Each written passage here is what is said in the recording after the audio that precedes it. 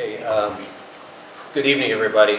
I'd like to call to order the Zoning Board of Appeals meeting for October 16th, 2019. The first order of business is reviewing the meeting minutes from September's meeting. Has everybody had an opportunity to review the meeting minutes? Yes. Any comments, concerns, corrections? I didn't see any, but Tim, I know you had a couple, or? I had a couple that were, they're headed Chris's way. Okay, some nits. Nothing substantive, just format. All right, then I'd make a motion that we accept the meeting minutes subject to whatever minor changes Tim suggests. Do I have a second? Second. Okay, all in favor? Aye. All right. Okay, new business. The first application, we have four. The first application is Petrone. Is Mr. Petrone here? Yes. All right, come on up. If you could go up to the microphone. And the purpose of this meeting here for you is for us to assess whether the application is sufficient for us to be able to review it and make a meaningful, thorough analysis of the application, okay? And Kim has up on the board there your attachments to the application. So, if you could speak to the camera and let folks know what you want to do, let us know what you want to do. Okay. I'm putting in a new deck next to my old deck. Okay? And it's approximately 9 inches off the ground. It'll tie into the existing deck. And the reason why I did that is because it's hard to see, but this is a heck of a slope. Okay. And The back I'm rest only on a quarter of an acre of land, and I wanted to enjoy my property more, so I wanted to put this 12 by 15 deck in so that I can have additional seating for like a little fire pit or something like that. Also, from here to here, this also used to be terraced from the dirt that I removed from up here to down here. It turned out to be almost 40 yards of dirt. So what I did is I sloped it so that I would not have to build steps to go from one part of my property to the next part. I would have had to build 2 sets of platforms to get from one section to the other section just because of the way it existed. So to make it easier for me to maintain and stuff, by taking that out, I removed the terrace and made a nice gentle slope so that I could in fact do the appropriate landscaping that I'd like to do down the line. What else can I tell you about it? Well, let me ask you this: is there any other place? Like it looks like you've started it already, correct? Yeah, I thought, based on the size, that I would not run into any problems. And since I already had my previous deck inspected and it was approved, and he had seen how I overbuild everything. It's just the nature. I used to build decks for friends and stuff, and everything I did was overbuild, just because I take pride in what I do. There was no other place to put this because this whole back, like I said, I'm only on a quarter of an acre, completely slopes. So for me to cut the grass, I have to use a weed whacker, and that's just the nature of the property that I purchased. So it wouldn't make sense for you to take that portion of the deck and put it literally behind the other deck because of the sloping in the back. The sloping, plus like I said, it's only from the back to my property line is maybe another 25 or 30 feet, something like that. I don't remember the exact measurements. Okay. But for me to get up there, it would be like, I still have to build another set of steps then. Yeah. You know what I'm saying? Just to enjoy it. And I think you provided a survey. Yes, I did. Yeah.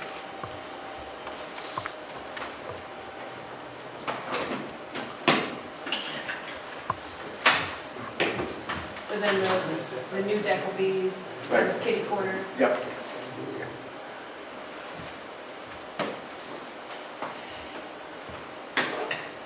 Okay. It's just trying to make the property more user-friendly for somebody and at the same token, make it pretty for the neighborhood. It just looks nice. I've gotten a lot of compliments from my neighbors for the new decks that I had in fact put up. Even behind it, like this section here, because of the slope, like this is now on this side, that's 15 steps. I put a handicap ramp this way coming up so that my brother-in-law has MS, so that he could enjoy it also. And it's also easier for me, instead of taking those steps, to just come around. You know, as you get older, you try to make it easier for yourself, you know. What else can I tell you about it? Except that when I received the letter, I didn't realize I needed a 37.5-foot setback. So I'm looking for the... It looks like 27.5. Yes, and I didn't know that. I'm sorry. It's no excuse, but I thought it was okay. Have you talked to your neighbors? Yes, before I even started all of this, my neighbor Dave Doyle and Mary Alice Doyle, who lived next door, who I bought the property from, they go, Rick, as long as you make it pretty and beautiful, we don't mind. They had no, my neighbors across the street had nothing. And all the other people around, 500 feet away, they can't even see my place. Questions, concerns? This is just a picture from parcel access, just to kind of show the neighborhood. The parcel in red is Mr. Patron's property. Yeah, the people behind me don't live there no more. That house is up for sale. Chuck and Remy, they compliment me as they come down there. It looks good. So 510, 500 there, is there a driveway or something in that little strip that runs next to you, from the road to the north of your property and then behind it and up to that piece? I'm not following you, please. It looks like there's almost like a flag line kind of thing. Yeah. Right here. I was just wondering whether, oh yeah, there's a little road. Yeah. Oh, that's the road that they use to get up to their property. Their property. And to that house. The house that's here, that road is for access to that house and that house. Okay, so the road comes here and goes through there, there's nothing right now on that? No, it's all wooded. You can't even see the road. I can't see the road from here or here. Yep. And Kim, I don't know whether Mr. Patron did it or Kim did it, but there's a terrain map in the file in the application folder that'll give you show you the topo on that. All right, any requests for any more information, or do you have any more questions? All right, I'm satisfied that there's enough information here for us to consider this application. So at this time, I'd make a motion that we accept the application. Do I have a second? Second. All in favor? Aye. Opposed? Okay. Thank you very much. What'll happen next is, let me ask you this, can you make it to our next meeting, which I believe is on November 20th? Yes. Yes. Okay, on November 20th. You basically do the same thing, only it'll be a public hearing, the neighbors can come, or whoever's interested, you can ask your questions, or nobody, which happens a lot too. And so you just go through the same spiel and answer questions and that kind of stuff. Okay, thank you. All right, thank you. Thank you. Have a good day. You too. Thank you. I'll see you tomorrow. Yes. So you accepted it, the analysis by council is that this is a type 2 action, I think that's right, under 617.5C 16, granting of an individual setback and lot line variances and adjustments. I'd make a motion that we adopt that recommendation of our council. Do I have a second? Second. Okay. All in favor? Aye. Aye. Opposed? Okay, and the only referral is to The planning board. Yep, the That's it? planning board. Okay. And who would like the pleasure of doing this? You sure? Yep. Okay. So Richard will be assigned. Swan song. Yes. Do you want to visit the site? Yeah, I presume we can either visit it before the public hearing, or we can do it afterwards. Okay.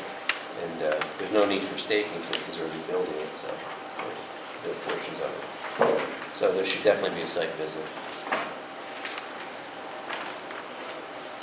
Okay, the next new business is Jacobs. Is there anybody here for Jacobs? Come on up. Hello. Hello. Okay, you've done this before? Adjusted microphone on occasion and spoken before you. Right. That's what I thought. Okay, so I don't have to explain. No, I mess up all the time occasion. Excellent. Yeah, should I introduce the Sure. trappings of the job? Okay. Yeah, just kind of go over, what you're asking for. Okay. So this residential property of the Jacob family, Chuck and Valerie Jacob, has an interesting address on Rhinecliff Road, 11-35 Wall Street. It's the property immediately to the west of the Star Library property. It's 10.56 acre property. Their carriage house, which is also a garage, that building number 29 here is, thank you, is where we're proposing an addition, and that's this black area here, 468 square foot proposed addition, that will allow them to move a kitchen and living downstairs. And as an aside, they can have another bedroom upstairs. So, the pre-existing non-conforming in terms of the setback, we're coming back further from that, 9'10". The closest it gets existing is about 2 feet. The building was built in about 1950, so as historic as things may seem, this is not historic.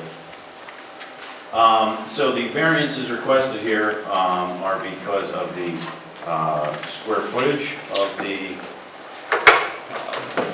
proposed accessory structure, as well as the aggregate square footage of structures under the roof on the property.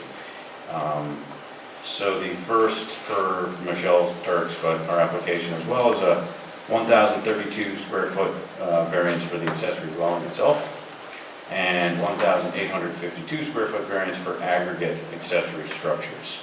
And as I understand by council, Yes, I there's actually been an spoke, adjustment. yes, I spoke Oh, to, in your favor. Yeah, I spoke to Michelle, so the detached accessory dwellings are limited to 900 square feet, right. and you're just building on the first floor, correct? Because the second floor is just labeled as a deck, there's nothing, Right, correct? Yeah. correct. So it's 900 square foot of habitable space, so the total proposal will be 1,494 square feet, so it's a variance of 594 from the 900. Yeah, She had counted it as a two-story structure, but right. it is just one. so- Yep, indeed. Do Okay. we have a variance for setback? No variance for setback because it's beyond, it's an he said it's an existing non-conforming, and then it's set back further. So the variance is always taken from the closest point, and so the closest point hasn't changed. Right, 2 foot. Oh, I see. And they're Okay. building, We're stepping back. That's 10 feet, something like that. Number 35 is another dwelling on the property? This I call the cottage. This is the carriage house, this is a pool house and pool. And this is the primary residence. Okay, and the cottage is also being lived in? Or, I mean, it's... On occasion, by his family, is Uh-huh. currently how this is going. Yeah, and this specifically relates to family with children and babies in particular, and having a kitchen where you can kind of see the yard is what's happening with that, bringing it downstairs. And so is there a variance for the aggregate? yes, yes, okay. that's the second. Yeah, He said that's 1,852. yes. In the RA10, the way that the aggregate is calculated, it's either 1,500 square feet or 300 square foot per acre. So at 10.56 acres, they are allowed 3,168 square feet. And with the addition, the square footage goes up to 5,020. So that's where the variance of 1,852 comes from. Okay, because we're counting as the accessory dwellings, both 35 and 29. Yeah, and the pool house Yep. counts. Yeah. Yeah, all the roof structures were accounted for. And then you have renderings on, looks like pages C4 and C3, what it's going to look like.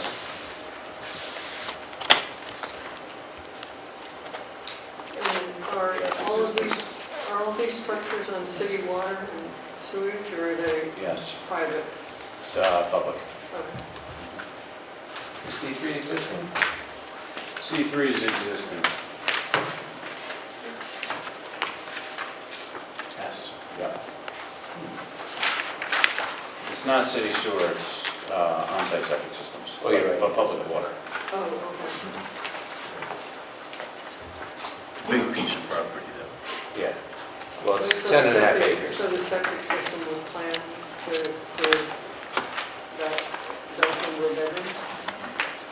Yes, it will be, frankly, what might happen is he might not add another bedroom, but still do the addition if it's too costly to expand his septic system. So when you now, even if technically this was the rule before, now when you go for any change to a septic system, they make you design reserve systems for any structure that hasn't. So all of a sudden, it's the cost of the engineering as well as what's available on site changed from the old days of just expand this septic system. So they might not, but that's what they would do, yeah. And there's But I ample also room to do so. understand that at this point, anything like that building, they're going to count that as a bedroom regardless of what the homeowner calls it. No, that's not true. Bedroom has to actually be a bedroom in a building permit sense. No, that's very clear and simple. So if somebody says, I think you're going to sleep in this library, they can't do that. Of course, if they catch you putting a bed in a closet, then you're breaking the law, actually. I just went through a situation where they said this studio is a bedroom. The studio in total, because it's context specific. So maybe they say that has to have a habitable bedroom for that structure. A number of bedrooms in a structure like this is a question of how we design the interior of the space. So, for example, that entire second floor could be one big bedroom. I mean, it won't be. But, so, if need be, he will literally not add a bedroom. That's a secondary, like, oh, good, more kids could stay there. But really, it's about having his kitchen on the first floor. Yeah. On C4, is that a trellis? Right, if you can go to C4. Yeah, this is C4. This? Or the rail? Yeah, the sticking up, This? yeah. Yeah, that's a trellis. Call it that. It shields some privacy from the lights and activity of the pool and the library, which is kind of the lane goes like this. And here's the lights from the library, kind of do this in the pool. So. He also catches their runoff, the bottom of this hill, kind of. The water kind of all comes down the hill. This is also where they discharge the pool water.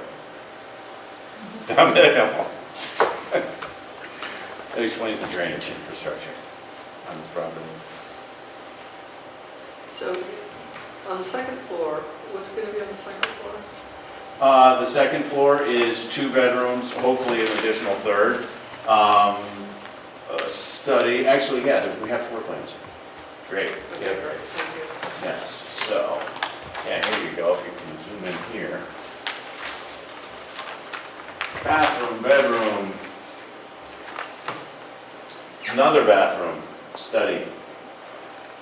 There are 2 attorneys, by the way, so they actually can use some office space in an accessory structure, opposed to the faux study.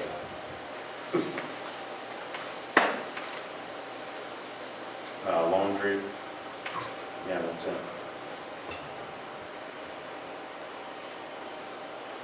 I have a question. I was looking at the application. Did you, it looks like Valerie Jacob filled out both the applicant and the owner. Could be. Let's see. If that's the case, since you're technically representing. Representing only, You not just- not the applicant.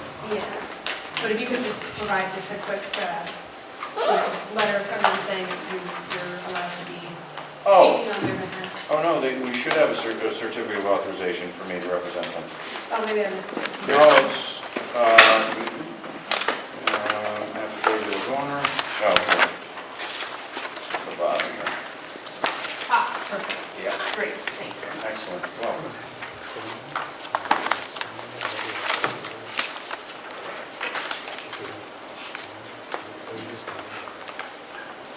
If we want to go on site and do a site inspection, what's the best way to do that? Coordinate through you or? I would say on the immediate, yes, because I have my contact information, and then secondly, probably what I'll end up doing is giving you their property manager's contact, a woman named Gloria. I just don't have her info on my Okay, so fingertips. we'll start with you first then. Yeah. Okay.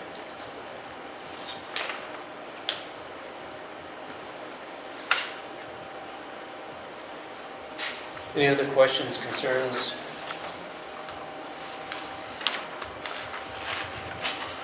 No? Okay. Yeah, it's a nice application, it's pretty complete, so I'd make a motion that we accept the application. Do I have a second? Second. All in favor? Aye. Aye, opposed?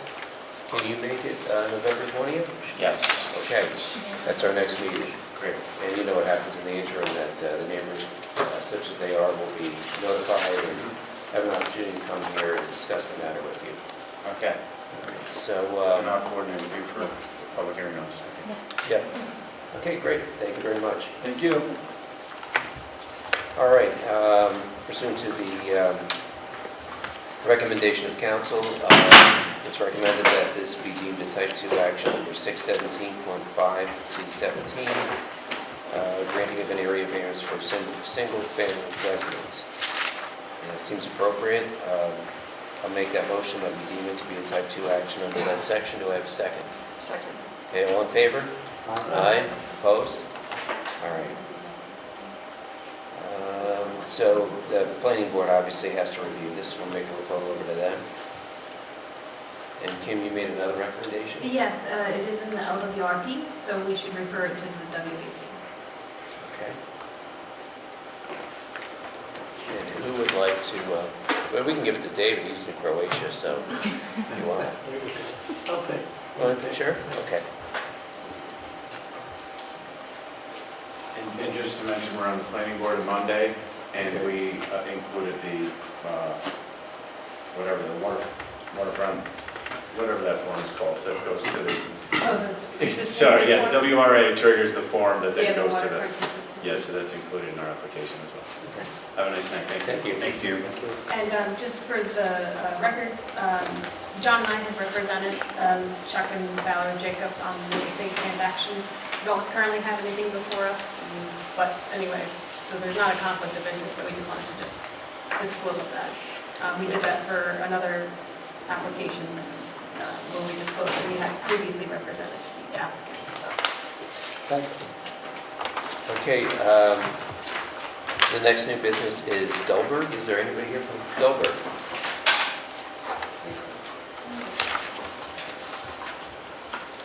Hi, All right, welcome. If you just state your name my and... name is Naveen Sideus. I'm the architect for Beauty Delver. Hi, Nimi. Hi, John. How are you? And you've been through this before, so Yes. just explain to the board and to the public what your application concerns. All right. What's going on is they purchased a house. Her and a friend purchased a house that had primary residence, and in the residence it had an accessory apartment. The previous owner loved cars, so he built multiple garages. So she wanted to take a part of the garages and These are the garages that are in the front of the property. This is the house as it stands up here. And here, this square here has a two-car garage, which will stay as a garage. We were hoping that she can occupy this back part and create an apartment to have a separate area to be in and dismantle the accessory structure from the house. The reason she's seeking the independence is something with her family, with a sick sister, and she wanted to be of help if possible. So what we were requesting was the change of the use. We're not building any structures. Everything already exists. Footprint stays the same. Footprint exactly the same, roofs exactly the same. We're not moving anything. The only change will be instead of a garage door, it will be a wall and a window and a door or something to that effect. But nothing outside of the footprint or the roof or anything like that. And you're talking about, you supplied some photographs, I don't know if you can Sure. put up, just to show that the primary residence right now is the blue house. Yes, Okay, and then you're talking about the brownish, so that's the primary residence. yes. Right. And this is the garage Right. structure. And you this want, is what's gonna stay. that's gonna the stay, garage. okay, that's where I was getting at. And And then, this is, that's where the wall goes? yes, Okay. this will be an entry door and a window on the other side. And this, I have floor plans included Yep. that show what we hope to do. But there is no new building going on the structure, on the property, everything is already there. Okay. And it, But you'll be adding plumbing and sewage and everything to that, yeah?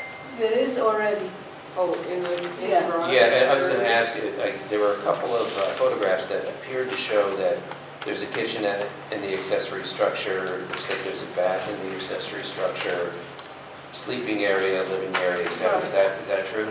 yes. The one Okay. existing. In the main house, that's what's there. And that's gonna be removed and then be moved to the garage area. So there's nothing in the garage at There's this a point? bathroom. There is a The bathroom, Okay. yeah, and there is electric and there is a bathroom. So these pictures are from The inside the house. house? From the main house. Accessory. Yes. That's what Okay. we were trying to figure out. Yeah, because it says accessories on there. Yes, yes, that's This is correct, the- but that's what exists. But within the garage that you're going to make into a living area, there's already a bathroom? Yes. Yes. There? Yes, there's already a bathroom and there is already electric.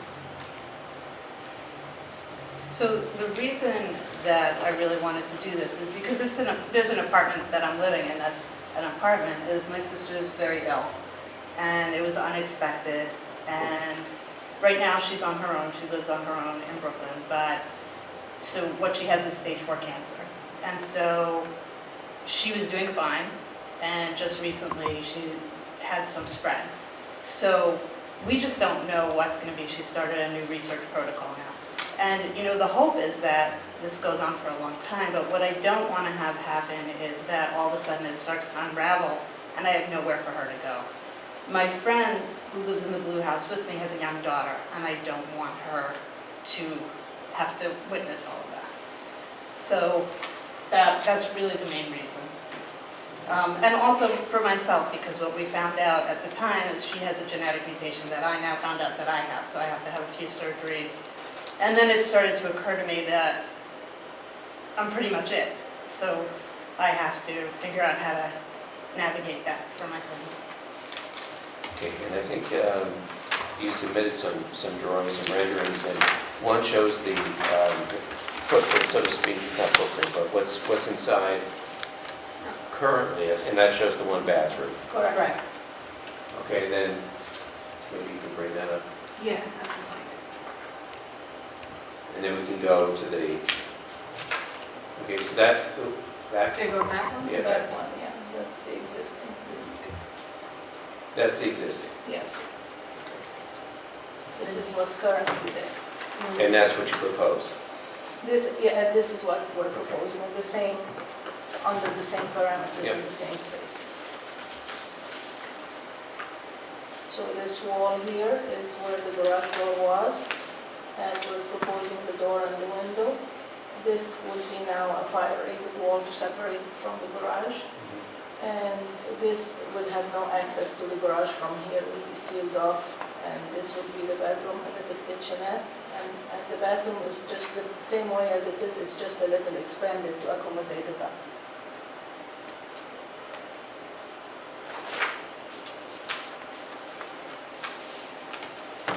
And everything you're doing is inside, there's not going to be any change. I know the footprint's not going to change, but the appearance of the outside won't change anyway. Just the garage door. Just the garage door. Where the garage door Yeah. is would be filled in with the same type of siding Yeah. and added a door and a window.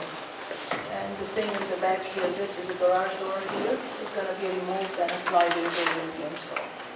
So ultimately, they have 5 garages. A little much. Questions, concerns? Additional information required, requested? Pretty complete. I think it's pretty complete as well. So based upon that, I make a motion that we accept the application as complete. Do I have a second? Okay, all in favor? Aye. Opposed? Okay, can you make it to the next meeting on November 20th? We'll be there. Okay. We also have the guy in front of the planning board, and Just the planning board. she had done. I sent all everything the, out. um, We're getting the poster made. the information, and we post the sign and everything else, so we're working on that at the same time. All right. And if you want to come out and take a look around, who will be contacted? Yeah, I'm fine, the means fine. Yeah.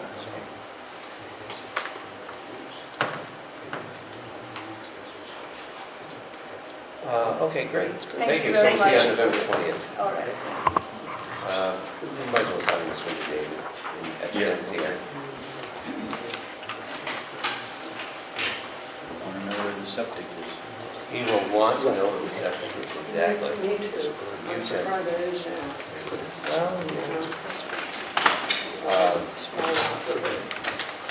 So just to kind of, Nadine explained the project, so the variance that are requested, that it's a substandard lot that's existing. So just to change the use, it just needs to get a variance of lot size and the lot width. Again, nothing changing, it's just that's. with It's the- 5 acre zoning, the I 5 think this acre is zone. 1.5, something like that. Okay, And then because of the location of the existing building, the accessory structure is in front of the principal structure, so that just requires another variance. so there's 3. All right. And you've recommended that we consider this to be a type 2 action under 617-5C17. They grant to give an area variance for a single-family residence. That sounds right to me. So I make a motion that we make that designation. Do I have a second? Second? Okay, all in favor? Aye. Aye, opposed? All right. And just the planning board. Just the planning board. So we'll make a referral over to the planning board. And David gets this. Okay. Thank you very much. Thank you very Thank much. you. We'll see you on the 20th. Okay, and now the last new piece of business is a door? Yep. Okay, come on up and introduce yourself, and you know what to do, just explain. Yeah, David will decide. David got it, yeah. Okay, my name is Frederick Dorr, live at 231 Hills Road in Rhinebeck. I'm proposing a 3-car garage on my property. It's property 7.42 acres. What you're looking at here is, this is all heavy woods, mountainous terrain. I also have a pond on this side of the house. So I'm proposing the garage on this side, and from what I understand, that this particular lot has 2 fronts to it. Am I correct with that? Okay. It has a front here and also has a front over on the side. Okay. So that's where I guess my variance has to come in, is over on the side for 37 feet. I think it's, 30, because I think that the variance, the determination said it was just for the placement of the structure in front of the principal house. yeah, I think because it's not, it's too close to the road here, and it's closer to the front of the road because it's got two fronts. Right, yeah, so it's the placement in front of the structure. Yes, they're saying that this is the front, even though it's beside the house, it's still considered the front because of the road. So the driveway is right here, it goes right in, we'll be going right into the garage.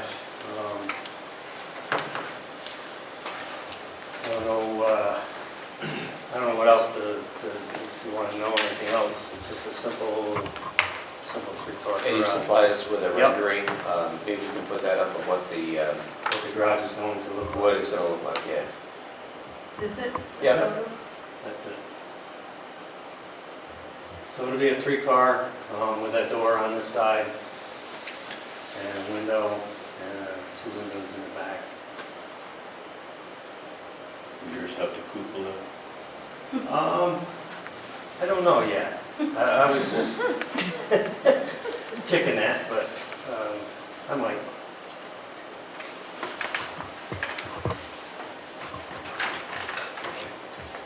And this is just, you had to explain that your house was kind of wooded and, Right. this is from parcel access, Yep. so you can kind of just see So the, you can kind of see the pond is right in here. Gotcha, and then the rest of it's all wood back And then this is there. all wooded, and like I said, the driveway comes in over here, electric comes in over there also on that side of the house. and then this is just the image I from Google Earth. Yep. Did that. That's perfect, yep. Yep. This, right where that wood pile is where the garage would be going.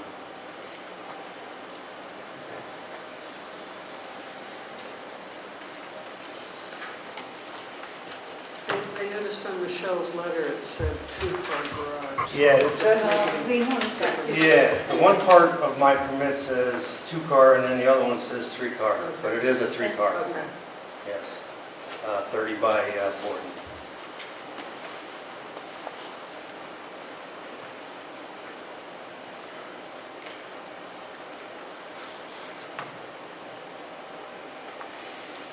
Questions, concerns, more information?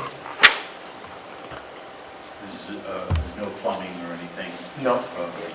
There's not gonna be any living space, no bathroom or anything like No, that stuff. no, there'll be electric to it, but But that's it. yeah, it's it.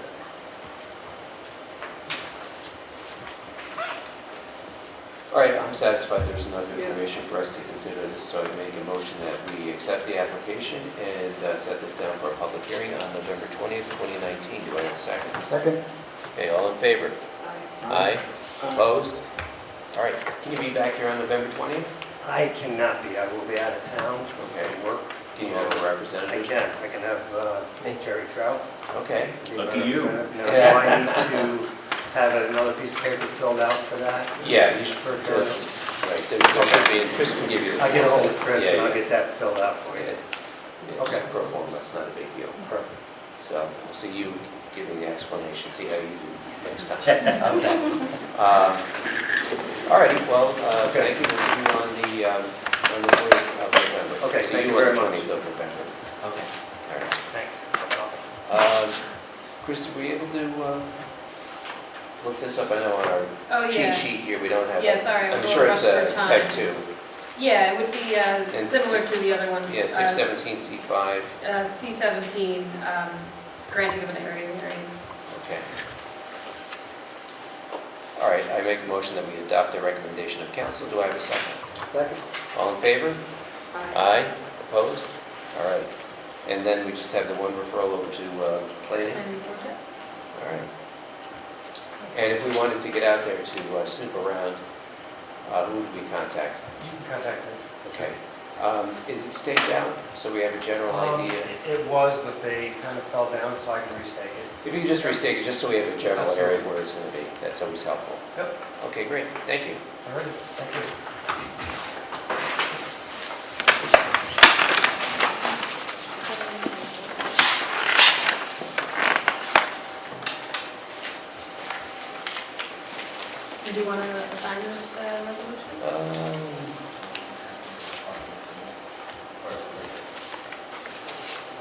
I'll take it with that.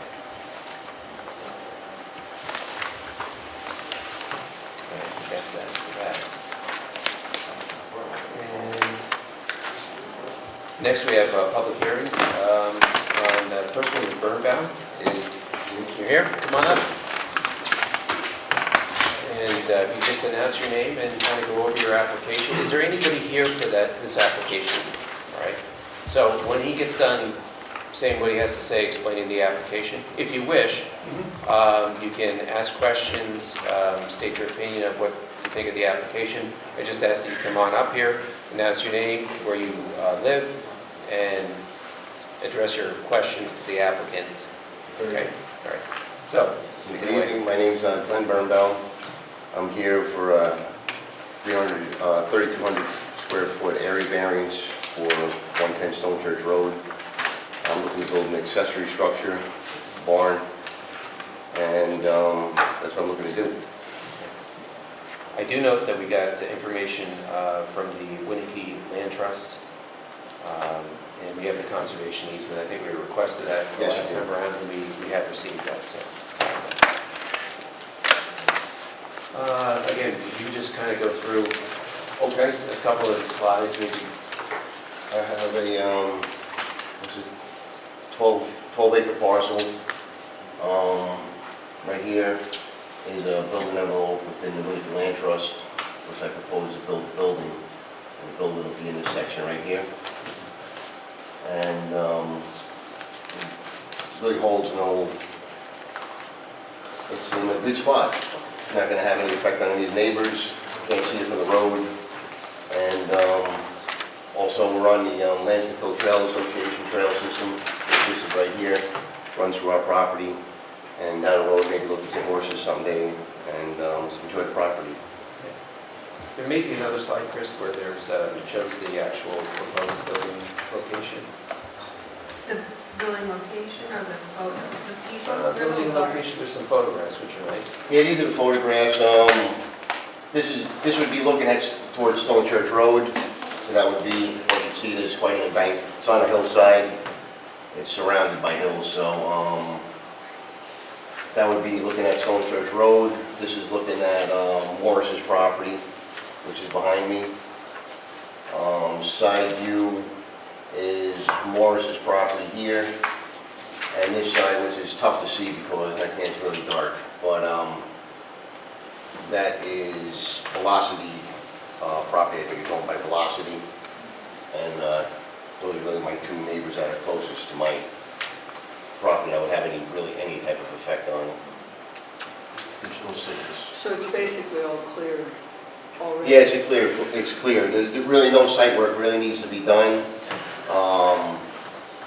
Right here, we used to store hay equipment and stuff here. It's a little shell area. That's where the barn's gonna go. So really not minimal site work. This is just an aerial map. Nick might count. Okay. So Stone Church Road here. This is my dwelling here. This is an accessory structure. And And you said, is that the one that, is that the shed that you're gonna remove? no, the shed that has to get moved is right here. Okay. And that'll be removed as long as I get through this and I know that I can move forward. I promise Michelle, well, before I can apply for the building permit, I gotta show proof that the shed will be removed, but it's small. You can have to take it off the property. And right here is where I propose to put the barn. That's like cleared area. It's somewhere right in here. So, this all is in Winnicke Land Trust here, so no further building envelopes are available.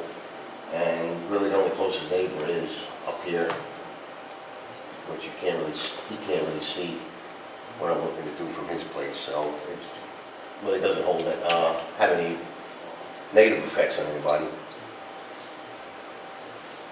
Do we have the survey that has the, I don't think I have that one No. in my file. Might be because of the size. We don't have it. it was just nice because it actually shows the fairly exact location of Yeah, let me the, see if I can, I'll see if it's in, it was in,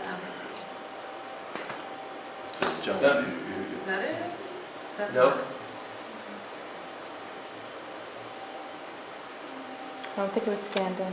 No? Yeah, I don't, Okay. yeah, if it's too big, I didn't get the electronic. Okay. The gentleman who's here for the public hearing, he can come up. Yeah, sure. And I did take a quick look at the conservation easement.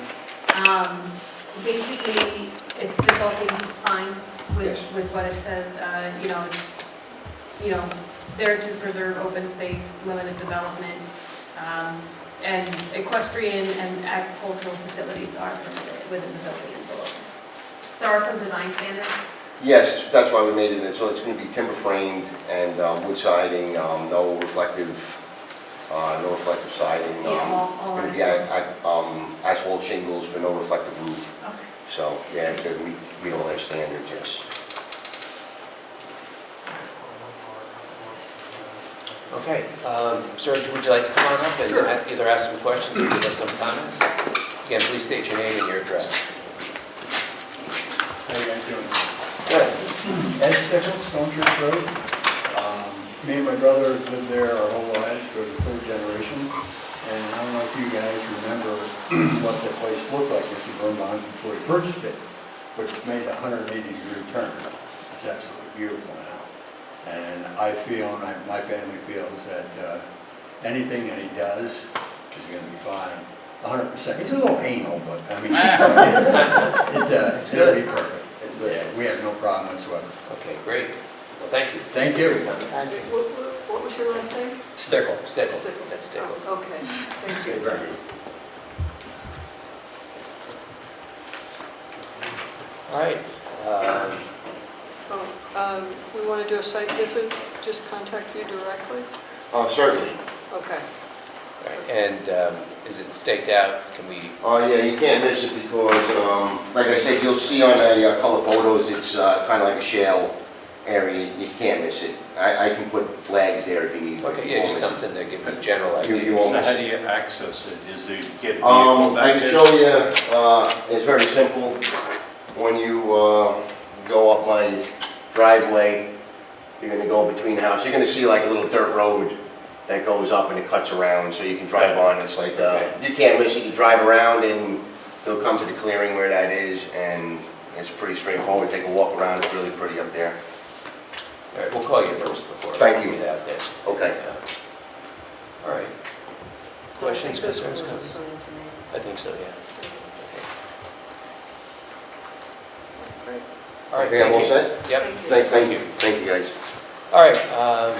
If I don't have any more comments, concerns, whatever, I move that we close the public hearing on this application. Do I have a second? Second. All in favor? Aye. Opposed? Okay. Mr. Birnbaum, that starts our time, we just closed the public hearing, so that starts our time frame to render a resolution of determination on your application. Okay. We have 62 days to do it. We'll probably do it at the next meeting, which is November 20th. That's what we typically do. That would So be you great. have an answer. Thank you so much. In the meantime, we'll probably come out and take a look. Sounds great. Look Okay, forward to it. No need for you to attend the November meeting. But you can if you Okay. want. You can. Yes, okay. You can. Thank you very much. Let me get Yes, I'll send you something out.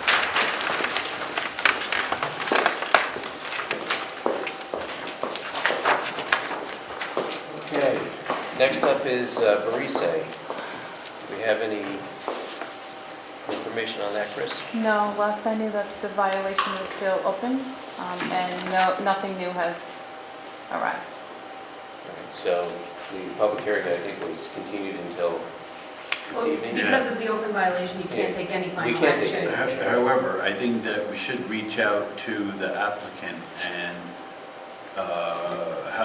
have them send something in writing, an email is fine, to say what's going on and what the timetable for the resolution of this.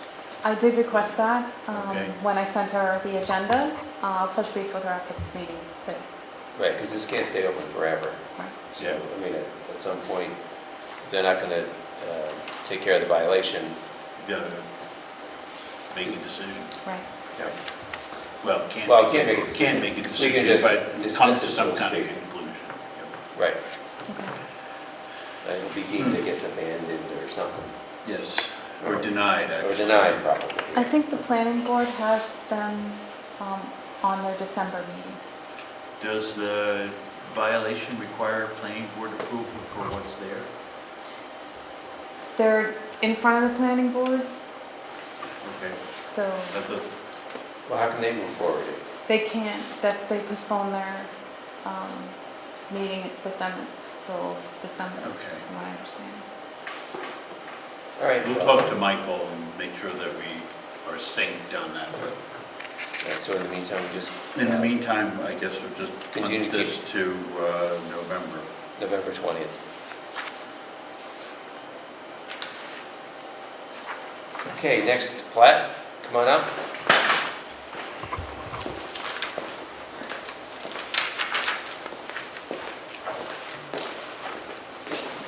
Okay, and it doesn't look like any other folks are here for this, so just briefly, say whatever you like. We've been through this for a while. I think we have a pretty good idea of what the facts are. We've done the site inspection, et cetera, but Sure. your last chance to say what you want to say. Sure. So for the record, my name is Clifford Platt. I'm the applicant, the property owner and attorney with regard to this application.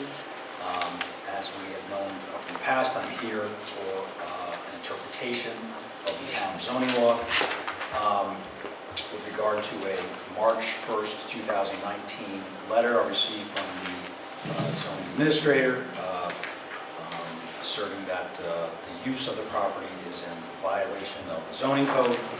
And I am here requesting an interpretation that the use of the property falls within the definition of agriculture in the town zoning law and is not a violation. Substantively, I've discussed in the past what the use is. Very, very briefly, we operate an agricultural marketing service that helps local farmers sell their agricultural farm product direct to buyers. We do not buy or sell the product. As part of the marketing service, we do help the farmer get their farm product from the farm to the buyer. We do that with refrigerated vans. Procedurally,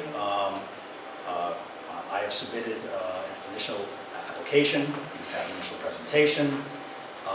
We have had a public hearing that is still open as of now. I have come to learn that there were certain submissions that were made by the zoning administrator that I then was provided with recently. Also, there was a submission by the town board that I had recently received, and we had a site visit. As a result of learning of some of this additional information, I have requested several adjournments in order to respond to those, and those were granted, and I thank the board for allowing me that opportunity. I have now submitted an addendum, which I hope you all have, to the initial application, so that I could document, address, and respond to all that additional information and events. I've done that in detail in the application. I'm not going to repeat all that now, but there are certain, a few issues that I think are important enough that I should address now and respond to any questions that any of you have. As you all recall, after the public hearing, there were some issues raised by the adjoining neighbor, Mr. McKay, about noise issues. So we had a discussion, and I offered to come to the property to do a site visit to measure the sound levels. Again, for the record, there were 3 board members who, zoning board members who came, Mr. Bergen, Ms. Clark, and Mr. Macaluso, and Attorney Garrison were there along with myself. We had the 4 vans there with refrigeration units turned on, and we had a decibel level measure reading at the property line as required by the town zoning law. And the zoning decibel level, the sound decibel level was never above the required level that the town has. So that by that measurement, there was no violation of any town zoning noise ordinance. Secondly, by observation by those who were there was a claim that the house garage was being used as a warehouse, as a refrigerated warehouse. By observation of those who were there, typical garage for car, bikes, tools, not in any way being used as a warehouse as the claim was made. Second, with regard to the kind of ongoing claim by some of the submissions that have been made that what the marketing service that we're operating is a wholesale business, or that we're wholesalers, or that we operate a commercial trucking business. I want to respond to that. By the facts, they demonstrate that we're not wholesalers. We're not a wholesale business. That's demonstrated by ordinary business understanding that wholesale businesses buy and sell. We do not buy and sell. We never own the product. We simply help the farmer market their product directly. By the town zoning law, using statutory construction, it requires that there either be selling or distributing and buying and selling. We do not do that. Third, the federal agency that regulates and licenses all wholesalers, all dealers of agricultural product, the U.S. Department of Agriculture through their Agricultural Marketing Service, does not classify us, our operation, and does not require that we be licensed by them. And there's a reason for that, because we don't buy and sell, because we're not wholesalers, because we're not dealers. If we were, they would require us to be licensed and they would be regulating us. They don't. There's been some mention of others like Red Barn Produce, like Cisco, U.S. Foods, Ginsberg's, any of these other entities. They are in fact wholesale businesses, wholesalers. Each and every one of them are regulated and licensed by the USDA as wholesalers. There is a website you can go on for the USDA, Agricultural Marketing Service database, and you will see each and every one of them is a licensed wholesaler because they're required to be. We're not, because we're not wholesalers. We're not a wholesale business. With regard to this assertion that we're a commercial trucking business, there's been some mention of like UPS, like FedEx. We are not like UPS or FedEx. Yes, as part of the service we provide, the marketing service, do we help the farmer get their farm product from the farm to the buyer? Yes, we do. That's an ancillary service of our primary service we provide, which is marketing. What FedEx and UPS does, their primary and only business is the trucking. They truck every imaginable good you can imagine, or from diapers to Twinkies to TVs. The sole and only product that we help the farmer get from the farm to the buyer is agricultural farm product, local farm product. All of those businesses require their drivers to have CDL licenses. They're all required to be licensed and regulated by the Department of Transportation. We are not, because we're not a commercial trucking business. What are we? As I've described multiple times, we are and started what we do to help local farmers market their product. That's what our primary interest is. That's why we started this. It is solely locally within the Hudson Valley area. We do not buy and sell the product. We help them make the sale. And by what company you get from the farm to the buyer, that's the part of the refrigerated trucks. It needs to get there in a temperature-controlled environment. That's what we help them do. Otherwise, the buyers will not buy. So it becomes just simply an ancillary part of the marketing.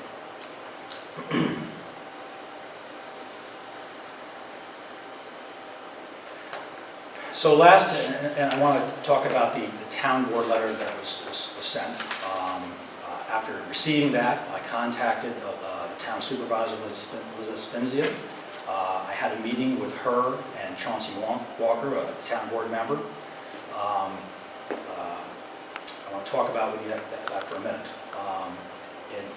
In no uncertain terms, Supervisor Spenzia told me that it was her position, the board's position, that they did not want the business operating at the property at 854 Mill Road. Absolutely firm.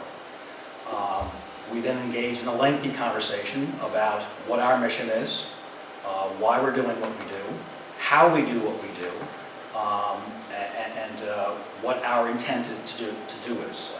And by intent, I mean that And I spoke with Mr. Bergen about this at the site visit, that it is not our intent to continue to operate at 854 Mill Road.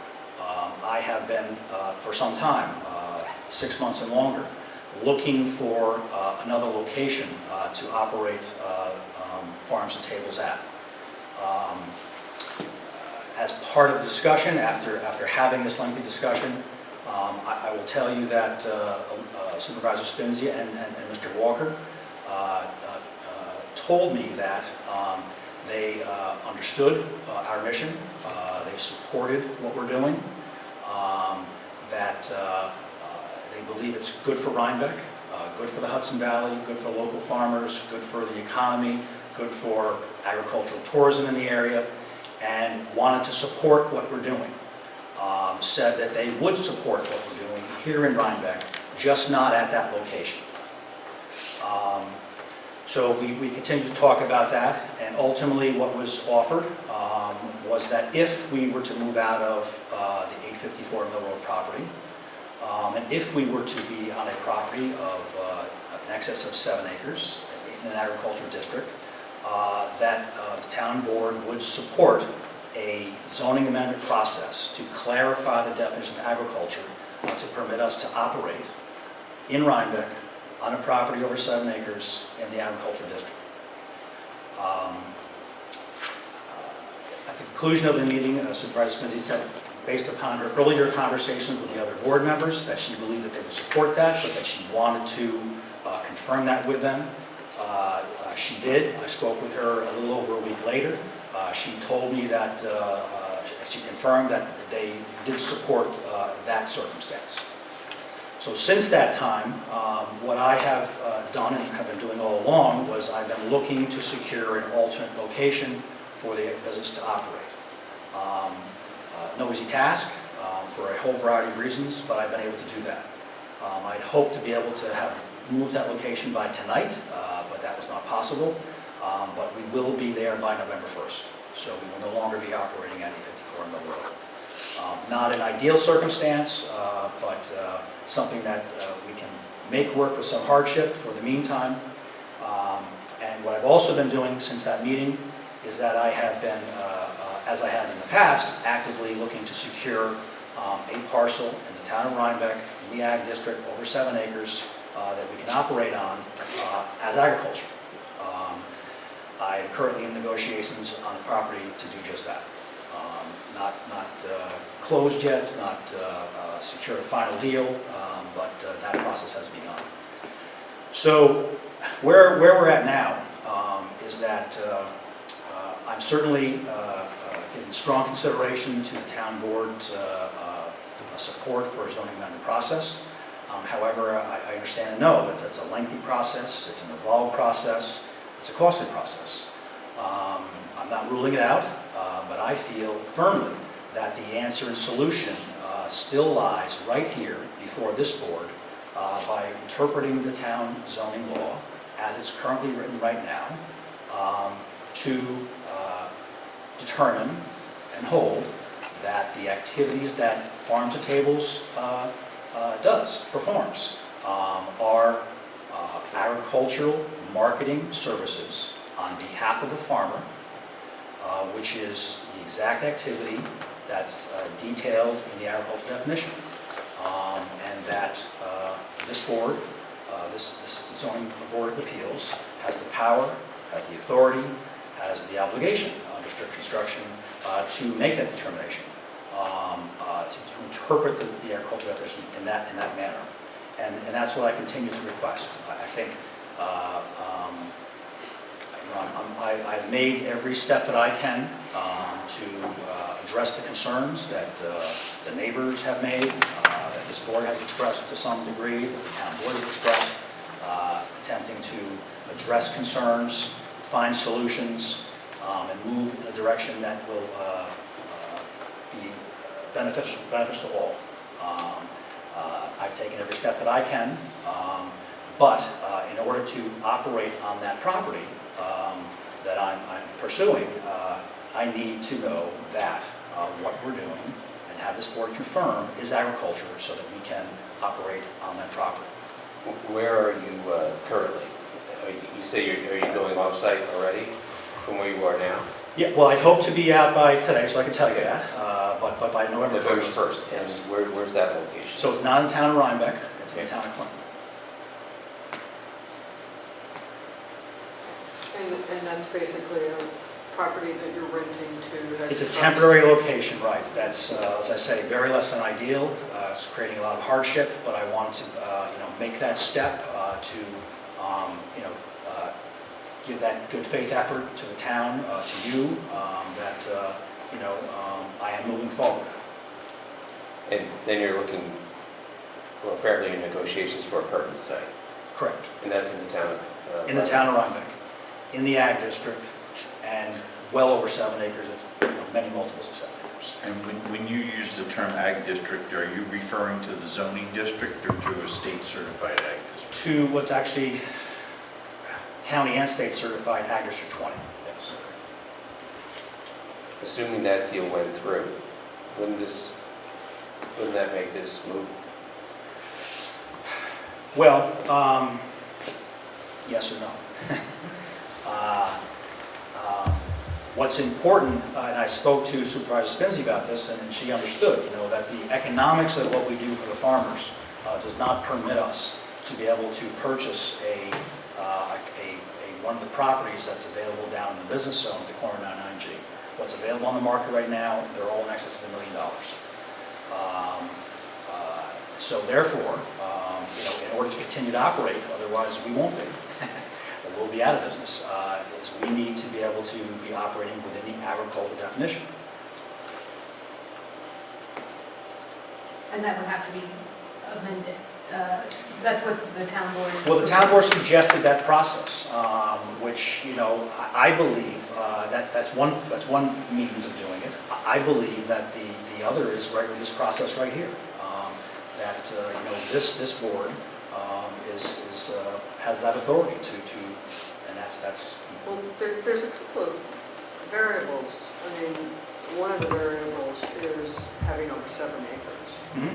So it seems like if you move to a larger property that's in the ag district and it's over 7 acres, that kind of addresses the concern. That addresses that issue that's been raised, and although I believe that's not legally required, I'm taking that step to address that concern. As a technical matter, the 7 acres combined with the over 10,000 per year gross sales, as a technical matter, in the law, that is for obtaining the tax assessment, the agricultural tax assessment, for getting tax relief. It's a requirement for that, not for protection of agricultural activities. So 7 acres there's a definition of farm operation in the state ag and markets law. And one of the elements of that definition is you have to have a minimum of 7 acres in order to be covered under state ag and markets. What's the acreage of the current? Current? Two something. Just shy of 3. The other thing, just in terms of your description of your business, I don't think you can separate the trucking aspect of it out from the marketing. The marketing would be valueless if you weren't able to deliver the product. Correct. They're part and parcel, because So- what we found early on is essentially, what we did was develop an app for the local farmers. And it's worthless, because the buyers just say, well, you can't get it to me. And the farmer can't be running out every day for this and that, so they are an integral part of each other. No, I understand. It's just in your written description, you always emphasize the marketing, which, when many of us hear those words, that's not for trucks delivering product. And I don't, they are integral to each other and both essential. And so I think part of what was causing the problem was not the marketing, not helping restaurants find Ray's honey, but helping Ray get his honey to the restaurants was the Right. problem, and the fact that it involved trucks in your neighborhood. So, I don't think you can just emphasize one half of it and say, oh, by the way, we have 4 trucks. It's like you have a trucking business that supports farmers along with the marketing Well, aspect. so you can think of it in many ways. Think about for example, take another business in town like Williams Lumber. They're not in the trucking business. They're in the lumberyard business. Yet they have trucks because if a buyer goes there and says, I'm going to buy my sheets of plywood, my sheets of sheetrock, my trusses for the house, and then we can't get it to them. They're also in a commercial district, and they're not in a residential neighborhood. I understand, but when you talk about then what is the nature of what they do? What is their primary service? It is sales of lumber and lumber goods. Their primary service is not trucking. It's simply ancillary to their business. They have to get it from the lumber Your yard. business is like this, your marketing and your delivery I agree. are kind of Absolutely. 50/50. No question. At least, if not 75/25, but, Well, I mean, I just, in terms of the Sure. future, you're developing a new business model, and I think it is an important business model, and one that can expand in many directions. So I'm just suggesting that you have to take into consideration that that is actually what's going on. It's a marketing and a trucking business. there's no question that it's a part of it. Yeah. I mean, in terms of I know what we do on an everyday basis, the marketing is the vast majority of it. It truly is. It takes up the majority of the effort and time. It may take up the majority of your time, but you have 4 drivers who are driving these trucks 4 days a week or something like that. Correct. So, the trucking's not incidental, that's all I'm saying. It's certainly part of it. Absolutely, no question. I thought your mission, but to follow up on Catherine's question, how is the marketing agricultural? Well, take for example the farmers that came here to chat with everyone. I mean, for example, the very first was Chris Reagan. He said, look, I'm a salad greens grower. He's been doing this for over 23 years, he said. He said that he used to spend a great deal of his time on the road trying to sell his salad greens and then going around with a vehicle, a van, taking the greens from his farm to these potential buyers. The farmer doing that is doing his agricultural marketing and taking his product from the farm to the buyer. We are simply performing that very function for the farmer. But do you know things that he does not know? I would disagree with that. He knows equally as much as I do. Does he know marketing the way you know marketing? Yes, he was successful for many years doing Yeah, this. that's, okay. But I they think pay for what a you- service. Which is marketing. What you do provide, which any farmer would find difficult, is you can continue to expand your contacts with restaurants and Whole Food stores and things like that, so that using the same app, the same trucks, the same resources, you can basically expand the number of buyers. And that's going to be extremely difficult for any farmer to do. Correct. So- That's the benefit So I of the think, kind of essentially what I describe as you a may know- cooperative system. Maybe not in month 1, but in month 20, you do know more than the farmer does, because he doesn't have to worry about 2 more restaurants in Tarrytown. So in that Sure. sense, it is valuable and it does extend their reach, but it's just also is, in my mind, a trucking concern. And I'm not saying that's bad, I'm just saying it's a different consideration than just purely marketing. If you only had the app and you didn't have the trucks, we wouldn't be here. And that's why, what we do is unique. What's happened in the past before us was there were tech people in the industry. They only provided Yeah. the online source, and every single one has failed because the buyers say, well, if you can't get it to me, what good is that? And the farmers say, well, if you can't help me get it from my farm to the buyer, what good is that? So we learned along the way that this is an integral part of what's required. Otherwise, the system just fails. And so that's what we have, learned, that's a necessity for the local farmers to be able to make this work. Assuming you got a permanent deal, and I know it's an assumption, when would you think you would close on on that? Always a guess. I would certainly How hope, about an educated it guess? would be my, hope and dream within 3 to 6 months. And you're able to be in Clinton for that period of time? Difficult, but yes.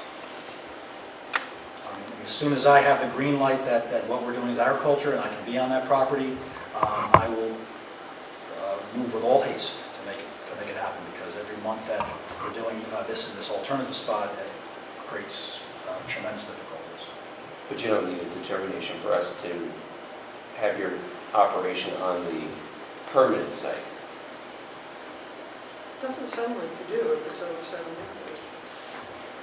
Well, know the answer to that. that would be something that, it depends.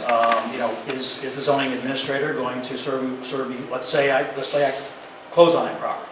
Let's say I move the operation there.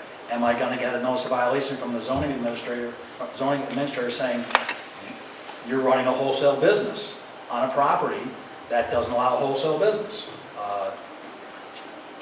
That's my concern. I thought you prefaced this with there may be a possible change in the code. Well, that's an alternative path. The town board has said to me that they will support that process because they want to see us stay in Rhinebeck. They don't want to see us fail. They want us to continue to help the local farmers and offer that as a process. That is a lengthy process, a costly process. As I said, I think the solution, though, the answer can lie right here.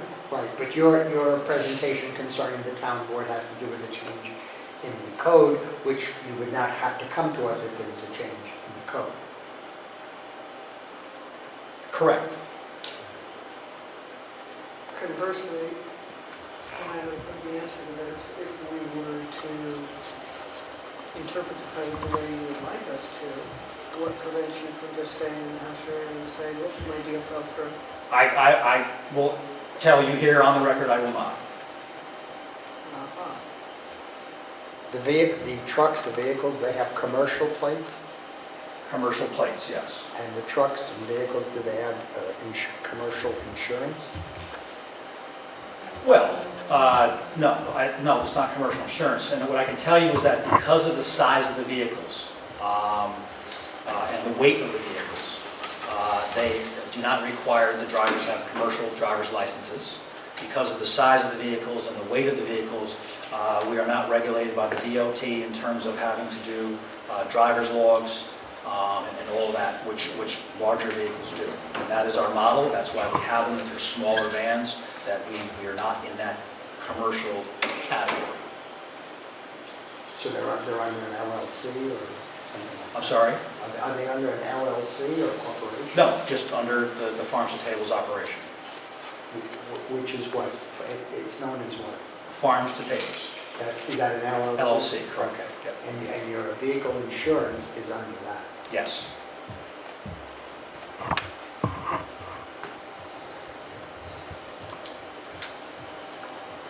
So I'm sorry, you said that they're not treated as a commercial vehicle because of their weight and size? By the Department of Transportation. Okay. There are a whole series of regulations that are required when the vehicle meets a certain weight and size category. Okay.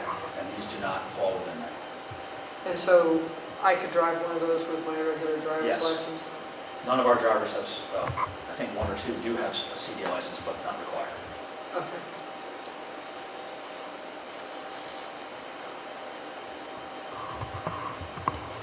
Questions, concerns? Any more?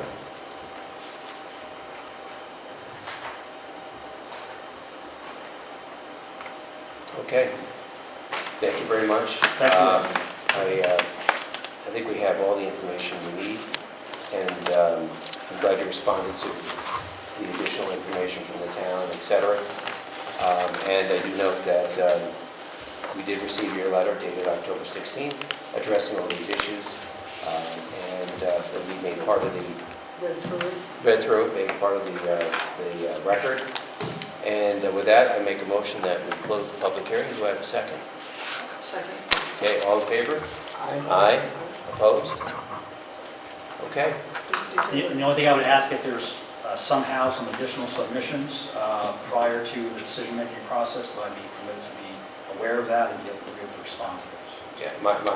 Yeah, absolutely. I mean, fairness dictates that, but I think, I would, The records, the record's closed, in my opinion, Okay, at thank this point.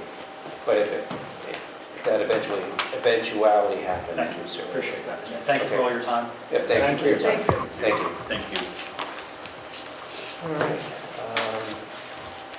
The last item that we have is the or the letter from Mr. Rodenhausen. That's for Rockledge. For Rockledge, yeah. They're asking, we still haven't gotten a secret determination from the planning board, so they're asking that the matter be put over until December 18th.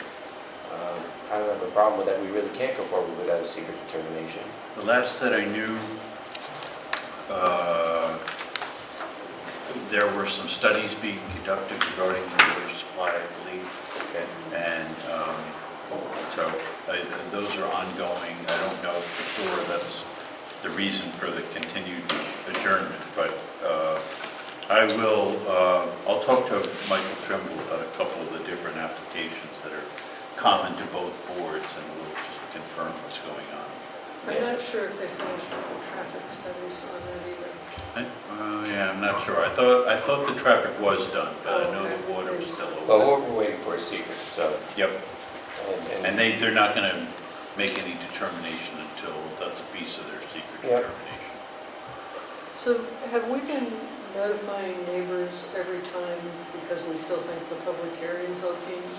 That's the only, like when we get a letter 2 days before. Yeah, Right. we're not really required to do that. I don't know what the practice Oh, is. so we just notify them the first time and then they're supposed to just kind of keep track of us? Although Kim mentioned today, and I think it is in terms of something to aspire to, nobody turned out for Rockledge tonight, but technically, people may have thought there was something on and would come out. When we get the request for adjournment very close up to the date of the meeting, like that one, that's a danger, so. And who knows, we may get another request, so maybe we can suggest that, hey, give us a couple weeks, A little a week bit or more two or notice something. So for the we- And give benefit of the everybody a public. notice, yeah, Yep. so the public can find out about Is it. our agenda posted on the website? Yes. I'm not sure. Look to see, yeah. But if you, Because then that way people could look. correct, yeah, no, they could find it out. And, I mean, they could they could play the panda back, but I'm sure they wouldn't want to do that. So I think it does make sense to ask that they do it a week or two before, so folks have a chance to look at the website and see what's going on. Because right now, it looks like it's on tonight. Yes. Anyway, there's- And I think if there was somebody here, we Oh, would if have there's somebody here, entertained we would- comments. absolutely, absolutely. All right, so we'll continue the public hearing on Rockledge. Yes, and you should probably take a, motion to continue. All right, a motion to continue the public hearing until December 18th, I think it is. Do I have a second? Second. Okay, all in favor? Aye. All right. Do we want to consider the agenda for next year, do that, or? Well, speaking of September 18th, so we figured December out, 18th? Or you want to go back to, well, that's just one issue before you adjourn. yeah, I think we figured out, as has happened to happen many times, the December meeting is the 63rd day from today, meaning that we really need to issue a decision in Mr. Platt's interpretation at the the next day meeting? before that. So we had some informal discussions with Scott about the possibility of a special meeting in December, just to convene to do that. I don't know what everyone, we resolved that, given the nature of December, it was best to talk to the board members to see what availability was there, and it doesn't necessarily have to be, at 7 o'clock or on a Wednesday. Well, obviously, it could be the Wednesday before, but it can really be any time that you want. I think in that particular case, we should do that. Yeah, we thought that, Well, there's another alternative too, I think that's what you're getting at, and that is that we have it ready for the next meeting, and that prior to that meeting, we Have a special meeting. You've Special all had a number, you've come to Kim and I with questions about about the legal part of the interpretation. And so I think that it would make sense for us to have the ability to have a session with you. You're allowed to have a closed session for the purpose of obtaining advice from your attorneys.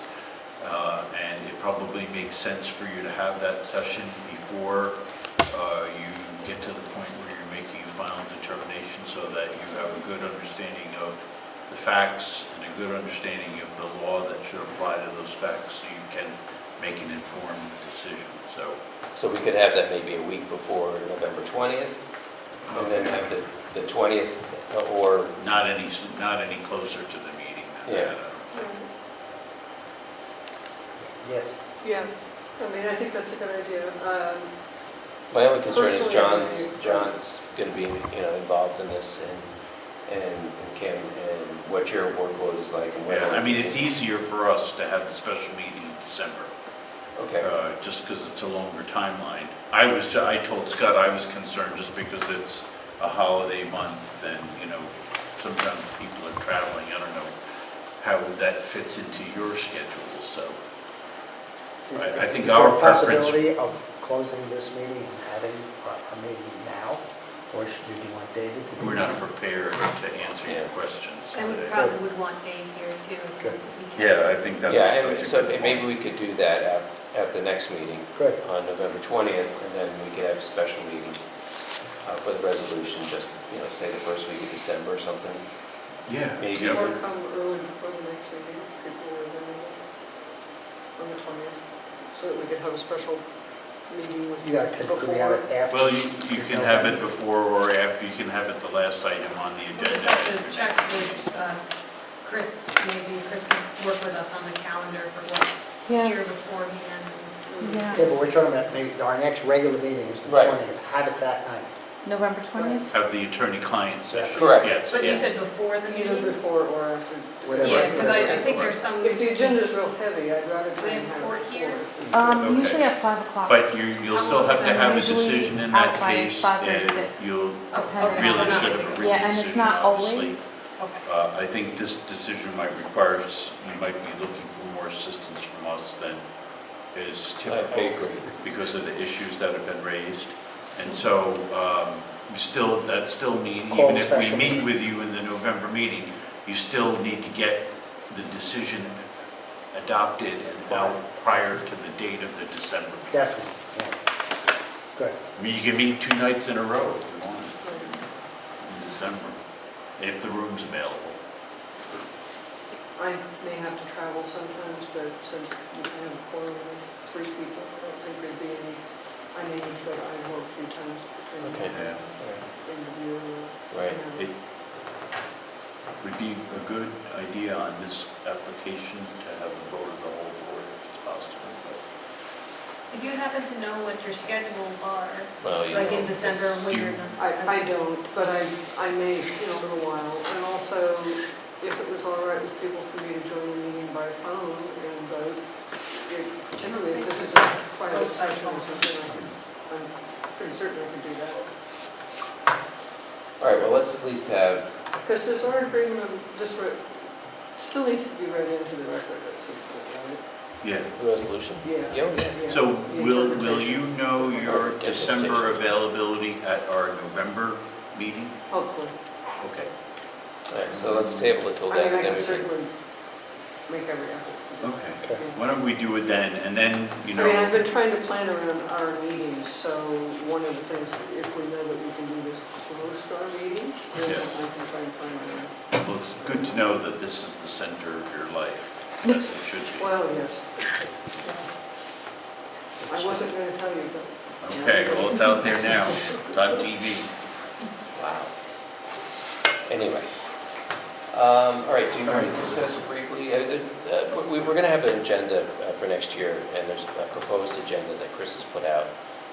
John had made the suggestion, which I think is a good one, perhaps changing the time of the meetings from 7:30 till 7.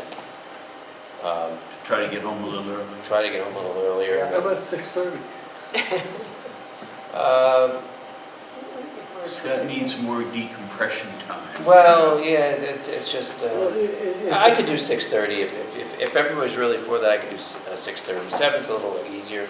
Unlike the 3 people I'm addressing now, I'm not retired. I have to work. And Well, I think sometimes, it's goofed up somewhere. right? I know I goofed up, what can I say? No, but seriously, sometimes it's a little tough, but I could probably do 6:30. So. No, if there was nothing else, that would be my preference, would be the earlier the better. But What about you I'm two? flexible. Well, I think my preference is, 7 would be better. Okay. It doesn't have to be 6:30 for us, but. Let's do 7 o'clock. People who still work 7 o'clock Yeah. makes sense.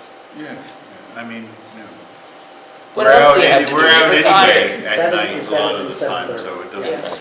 All right. It's good. But So- I think, and the thing that, I think you'll agree that I think we made some positive strides in making the meetings more efficient. Mhm. I mean, given everything that went on tonight, 90 minutes is not so bad. Yeah. Do you want to, can we take a vote on it now to make it 7 o'clock? Sure. All right, so I make a Is that motion. okay with your board secretary? Yes. That's right, we asked the most important person. What All about right, Dave? then I make a motion that we change the Does time Dave going feel forward. strongly about this? He's in Croatia, so, Yeah, he doesn't get a vote.